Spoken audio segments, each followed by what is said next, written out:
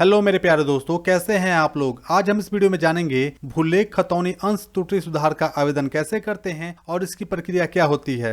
आवेदन करने से पहले कुछ बातों को ध्यान से समझ लेते हैं। सबसे पहले जान लेते हैं खतौनी में अंश का मतलब क्या होता है, यानी कि खतौनी में हमारा हिस्सा कितना है। मान लीजिए कोई एक जमीन है, इसमें हमको हिस्सा लेना है तो हम दो प्रकार से हिस्सा ले सकते हैं। पहला फिजिकल रूप में, दूसरा डिजिटल रूप में। अगर हम फिजिकल रूप में हिस्सा लेना चाहते हैं तो हम क्या करेंगे, 4 लोगों को पकड़ के इकट्ठा करेंगे और रस्सी तान करके जितनी जमीन है उसको काउंट करके और उसको हिस्से में बांट देंगे, यानी कि मेरे हिस्से में इतनी जमीन आ गई। या फिर कड़ी गिरा करके अपने हिस्से का बंटवारा कर सकते हैं। दूसरा, आप इसका डिजिटल रूप में बंटवारा कर सकते हैं। मान लीजिए आपके खतौनी में जो रकबा दिख रहा है उसमें आपका कितना अंश बन रहा है, यानी कि कितना हिस्सा बन रहा है। अगर आपको लगता है कि आपके हिस्से में जो जमीन मिली है उसमें कुछ गलती है और आप इससे खुश नहीं हैं, इसका सुधार करना चाहते हैं, तो उसी गलती को सुधार करने के लिए आप भूलेख खतौनी अंश त्रुटि सुधार का आवेदन कर सकते हैं। इसमें आवेदन करने के लिए आपको सबसे पहले एक नया टैब ओपन कर लेना है। ओपन करने के बाद इसमें टाइप करना है board.up.nic.in और इसे सर्च कर लेना है। सर्च करने के बाद से आपके सामने कुछ इस प्रकार सा इंटरफेस आ जाएगा। वेबसाइट को थोड़ा सा स्क्रॉल डाउन करना है और नीचे जाना है। आप यहाँ देखिएगा भूलेख खतौनी अंश त्रुटि सुधार, इस पर आपको क्लिक कर देना है।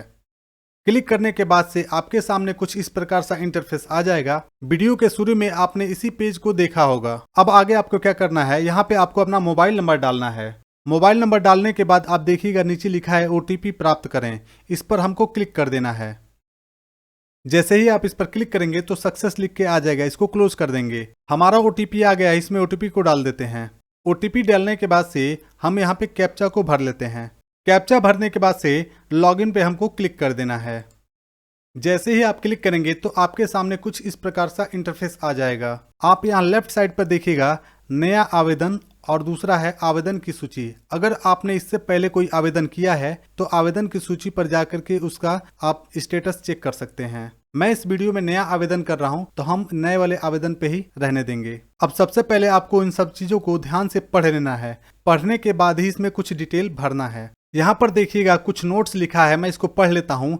आवेदक का नाम, पिता या पति का नाम, आवेदक का पता केवल हिंदी में ही भरा जा सकता है। मतलब आप जो भी आवेदन भरिएगा वो सब हिंदी में ही आपको भरना है। नीचे देखिएगा लिखा है भाग 1 आवेदक का विवरण, यानी कि इसमें आवेदक का विवरण भरना है। दूसरा है भाग 2 खातेदार का विवरण, इसमें खातेदार का विवरण भरना है। सबसे पहले मैं आपको एक बात बताना चाहूँगा, उसके बाद मैं आवेदन भरने की प्रक्रिया को समझाऊंगा। सरकार को सबसे ज़्यादा एक ही बात की शिकायत मिलती थी कि किसी दूसरे व्यक्ति की जमीन को किसी दूसरे व्यक्ति के द्वारा बेच दिया जाता था, और कई केस में एक ही जमीन को 5-6 व्यक्तियों के हाथ बेच दिया जाता था। इसी समस्या को ध्यान में रख के गवर्नमेंट ने अंश निर्धारण करने का फैसला किया, ताकि जमीन खरीदने वाले व्यक्ति को पता चल सके कि इस व्यक्ति का इतना अंश यानी कि इतना हिस्सा है इस खेत में। और दूसरी समस्या सरकार को क्या देखने को मिली, दूर दराज के क्षेत्रों में उन व्यक्तियों का नाम अभी भी खतौनी में है जिनकी मृत्यु 10 से 15 या 20 साल पहले ही हो चुकी है। जबकि इसकी प्रक्रिया यह होती है कि हर 6 साल के बाद फसली वर्ष आता है और फसली वर्ष में ही खतौनी में संशोधन किया जाता है, यानी कि खतौनी में अंश निर्धारण किया जाता है। इसी समस्या को सुलझाने के लिए सरकार ने इस पोर्टल को लॉन्च किया है। व्यक्ति विभाग में जाकर या ऑनलाइन के माध्यम से अपने अंश का निर्धारण कर सकता है। यहाँ तक तो आपको समझ में आ गया। आइए आप आवेदन को भरने की प्रक्रिया को समझते हैं। यहाँ पर आवेदक का नाम रहेगा, जो व्यक्ति आवेदन कर रहा है, जो उसका नाम होगा वही नाम को आप हिंदी में भरिएगा।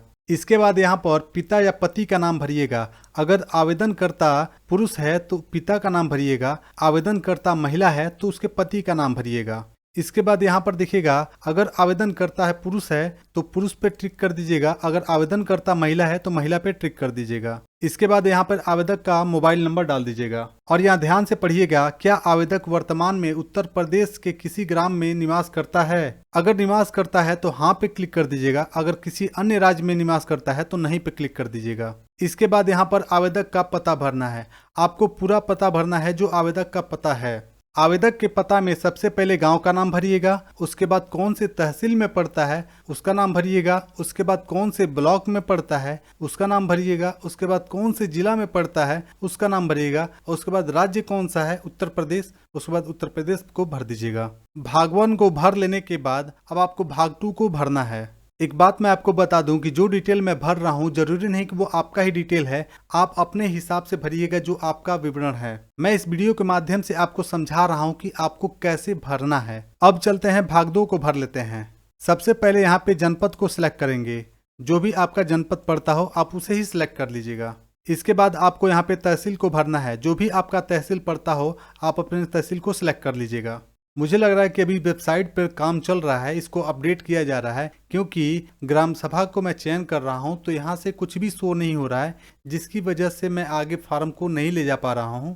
जैसे ही ये अपडेट हो जाता है तो हम इसका दूसरा वीडियो बना करके और इस फार्म को भर करके दिखा देंगे कि आपको इसका आवेदन कैसे करना है। मुझे लगता है कि जो बात मैंने बताई है वो बेहद जरूरी है आपको जानना और समझना। इसमें आपकी क्या राय है हमें कमेंट बॉक्स में जरूर बताइएगा। वीडियो अगर अच्छा लगा हो तो वीडियो को लाइक कीजिएगा, चैनल को सब्सक्राइब कीजिएगा, दोस्तों में शेयर कीजिएगा। मिलते हैं किसी अगले वीडियो में, तब तक के लिए जय हिंद, वंदे मातरम।